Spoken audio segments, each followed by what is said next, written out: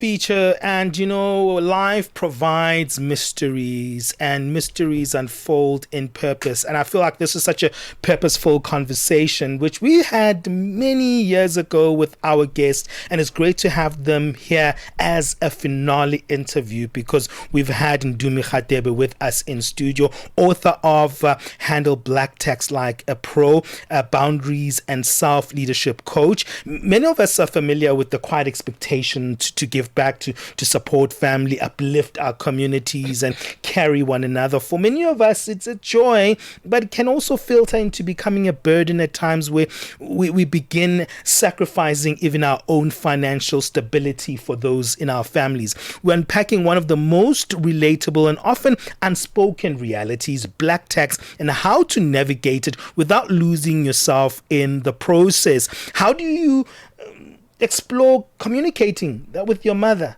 with your father, even worse? The fathers, they're always demanding and they feel like, yeah, I'm your father, so you must. How do you do that with clarity, respect, and setting a boundary that isn't necessarily going to feel like you being selfish or appeal to the other person like it is? And Ndumi, welcome to the show.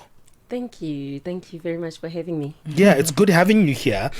You've released the show. When we were speaking to you, the book. It was kind of like in point of kind of preview. Yeah. And now it's come out, and it feels like it's doing so well because I always see it popping in and out on TikTok now and then.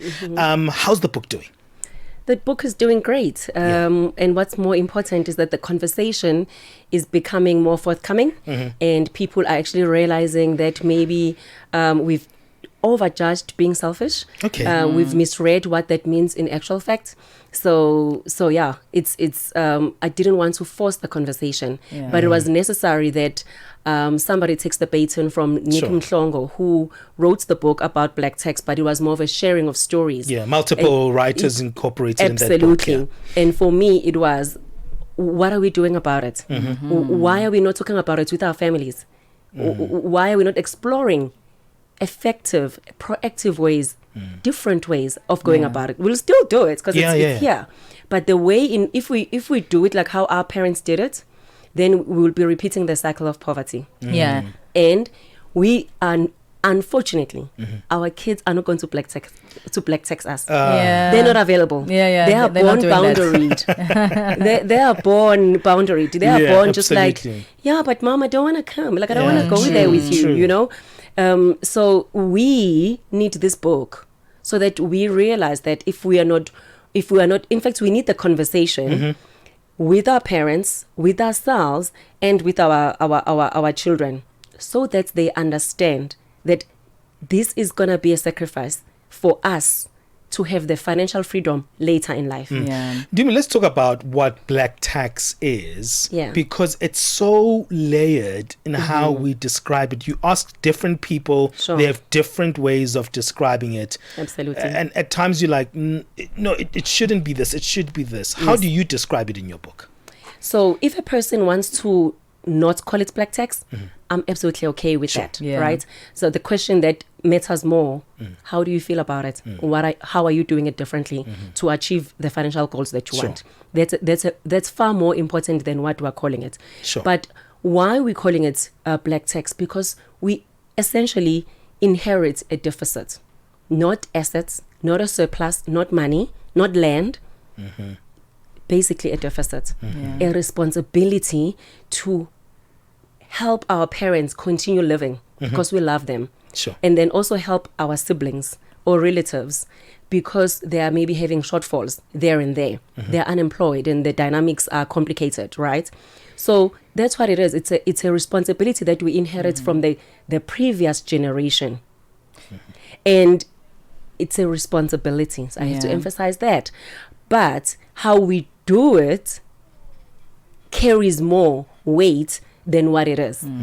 You know, this resonates with Black people and people of color all across the world. I mean, just yesterday, I was on my TikTok and I saw, you know, someone who's not even African, but a person of color in other places in the world speaking about her experience. In fact, a Black American woman speaking about her experience with, you know, trying to get out of a poor situation, making it finally, but also having to draw the boundaries with her parents and so on. So it is a very Black experience and person of color experience across all continents and across the world. And what resonates with this experience is that people who are previously disadvantaged, when the generation comes that finally has a little bit of leeway to run, to create you know, careers, to be able to thrive in the world, the disadvantage of the years and the centuries before stays with us, and it's almost like a monkey on our back that's holding on, because we do need to, we call it giving back. Yes. What is the difference between giving back? Because I heard Ben say it is a joy for others, but sometimes it's like, yes, it feels good to give to people who have, you know, raised me or who are part of my community, but it's straining to be able to not be able to set boundaries that don't allow me to continue to thrive after a certain point because I'm being held back. Yeah. So giving back is something that we do intentionally. Yeah. And if it is truly intentional, there will be no entitlement. Right. You see. So right now, the way that we are dealing with our giving back, with family responsibility, is that it's an elephant in the room, so we don't talk about it. And the entitlement is there because you know that it's month end, the texts are going to be coming in, the WhatsApps, etc. And there is general expectation. And of course, for some people, I mean, it's straight up set monthly payments. Yeah. Sure. So how can it be an elephant in the room when there's such a big reality? So meaning we gaslight each other about what is, about the reality of it. So even the people that have the money, sometimes the issue is not helping. It's not giving back. The issue is the entitlement to your money, to the point that you cannot now say no. Yeah. So basically, where you feel like you are treated like a child just because you are someone's child. There's a difference between the two. You're a full-on adult that has their own goals and dreams, and you should be afforded the space to navigate life based on how you choose to do so, right? So we must lift as we rise, because we are catching up, essentially. Yes. So we recognize that. The challenge that we are facing right now is that we are more reactive in our approach. Okay. And in being reactive is that we are doing this in such an expensive way. So it's not so intentional. It's not. It's not organized. We probably don't even plan it. Thank Ndumi, you. you've been speaking about something very powerful, because I think it's related to what you were saying earlier, is the fact that your book highlights that feelings actually matter. And I think I want us to go back to that, because it comes into my attention that we really don't use our feelings as signals to things like black tax. We probably don't think what my status is right now matters right now, but we'll do that after the break. Cool. Ahoy, matey! Captain here to help, right, boys? Set sail with us on a digital voyage like no other. Channel Africa has a treasure trove of awesomeness. That is our website and social media pages. Tell me, why are you here? We want you to be part of our adventure. The winds are changing, Captain. And this time... Imagine a world where curiosity knows no bounds, where entertainment meets enlightenment, and where every click leads to the African perspective. Visit us on our website, www.channelafrica.co.za, or follow us on Instagram or on X at Channel Africa One. Go on, like us on Facebook at Channel Africa One. So, spread the word. Tell a friend that Channel Africa's online variety is what they need on the web. Channel Africa, the African perspective. Stay tuned to Channel Africa. Stream us on our new and updated website, channelafrica.co.za. Benjamin Moshatama and Palesa on the move. We're having this very insightful conversation with the author Ndumi Hadebe, who's the author of Handle Black Tax Like a Pro, a book on boundaries and self-leadership, but also a book on, growth, a book on growing while being able to maintain the boundaries with those that see you as, I guess, the savior of their financial situations. Could be family, could be friends, siblings, parents, you name it. But many people, many black people are struggling and grappling with the conversation on black tax.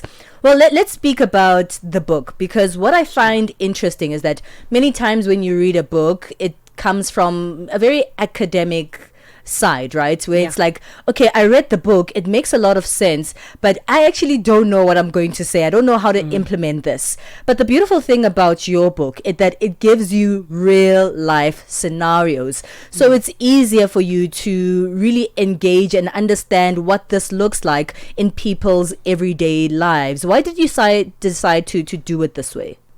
So I felt that it was important to honor the uniqueness and the spectrum that is basically the foundation of black tax. Yours looks different to Benjamin's. True. And Benjamin's looks different to mine. And the factors are many that will contribute to why it looks and feels different. And that's why there are people that say, I would never say no to my mother. And my role and my job is not to convince them to say no. Yeah. It's to basically help them be okay with owning how they are feeling about that situation. Because as Benjamin said during the break, feelings do matter. And we've not been parented in a way where we must honor, in fact, we must have space to feel. Sure. And then once we've felt, we must then craft and understand the feeling and then express it. So the reason why we don't talk about money is because we all have feelings and thoughts about money. And in the book, what mattered was to show the various ways in which the possibilities can unfold. Because there isn't a cut and paste solution. Sure. But boundaries are universal. Boundaries are the factor or the key, the gel that glues everything together before we can progress. Imagine somebody who is studying distance studying whilst they're working. They need boundaries at work. They need boundaries with themselves. They need boundaries with their family. Right? So boundaries for us, it's a scam that we actually get to learn them here on radio versus learning them when we are children. Because if we were learning them about like when we were 5, 10, 15, even the rate of GBV would not be as high. Absolutely. I agree with you. Because when it comes to money, we feel like it's a free for all. I don't know if it's a black thing. Like, just give money to girlfriends. You just give money to machita. Money is just like, we see it as a frivolous expense. We don't see money as something more valuable than just something that is to be spent. And I love the fact that you speak about our feelings around money when it comes to black tax. So how do we link the two? Because we're very quick to ignore those feelings around money because we've never really investigated them. So the biggest thing is to change how we see our relationship with feelings. Become okay with feeling. And if you are okay with feeling, as Benjamin, you are definitely going to be understanding when I'm feeling, right? But it doesn't mean that it's all factual. My feelings are not factual for everybody. They are just factual to me, right? So it's about that self-awareness. Because if I don't have the self-awareness, I'm not going to have the awareness of how I'm impacting the world. And how my actions or inactions are affecting other people. And if I don't know how I feel about money, already that means I have a toxic relationship with money. You gave me another reason that people need to care so much about black tax. It was when you were telling us off air that a lot of corporates have been buying your book to give to their staff. And it impacts the things and places outside of ourselves, because in an organization, when the majority of the organization are people who have to subscribe to black tax, it impacts their feelings, their emotions, but also how they navigate money, and of course that impacts the organization. On a broader scale, how is black tax actually affecting all of us? Speaking of work, let's start there. because when people are overwhelmed financially, they lose their capacity to be at peace with themselves. Right. Meaning they cannot focus on their productivity. So yes, I'm physically here. There's a concept that's on the rise called presentism. You are physically here, but you are not here. Because you are busy thinking, oh my goodness, you are busy ignoring the calls. And you are feeling overwhelmed. And why we have the overwhelm is because we don't feel safe to have the conversation with our parents, with our mothers, in Benjamin's case, with our fathers, like he said, fathers, right? So with our fathers and with our parents or our siblings for that matter, because it's going to be like, oh yeah, now they're to Palesa, say Channel Africa, now she's not going to, now she's got boundaries. Yeah. When we were Black Tech, when we were helping you, you didn't have boundaries, you were receiving. Eish. So do you see how the cycle is perpetuating itself if we are not having the conversation? So that's and how it plays out in corporate boardrooms specifically, decision making. Because if you are not deciding at home in your personal capacity, when you show up in the boardroom, you're going to continue perpetuating that behavior, that mentality, right? And then there are those that take on everything, because at the back of Black Text, there's people pleasing. Yeah. So there's a big portion, big number of people where they are just taking on way more than they can handle, but they develop resentment and burnout. So that's a different section altogether. You see, so it's affecting all of these dynamics in the workplace. But if we're not putting it on the table, the manager doesn't know what he's navigating. So it's a moving target, and it becomes challenging because they just see the team not gelling, but they don't know what it is. You have the money, but you don't have the wealth. It's weird, right? You have the empowerment, but you're not progressing. It's just something is missing. But it's because that family dynamic is yet to be intact, because we are finding it so hard to have difficult conversations, in brackets, honest conversations. So that's all they are when you think about it. I love that. Well, unfortunately, we have to wrap it up. But in just 3 simple words, when someone reads the pages of how to handle Black Tax like a pro from the beginning to the end, what 3 main things should they come out having learned and they should start implementing in their lives? Learning to feel. Yes. And being okay with it. Learning how to communicate the boundary with love and compassion without judging yourself. And creating the space that is safe enough for the family to have the difficult conversations. Whether that's about money, that's about relationships, but feeling emotionally safe to engage about what is real, so that we can achieve real financial goals that we have for ourselves and our families. Nice one. Ndumi, thank you so much for coming. Where can we go to find you and to find the book? So the book is at all big stores like Exclusives, Bargain Books, etc. And I am Ndumi Hadebe on socials, Instagram, Facebook, and LinkedIn.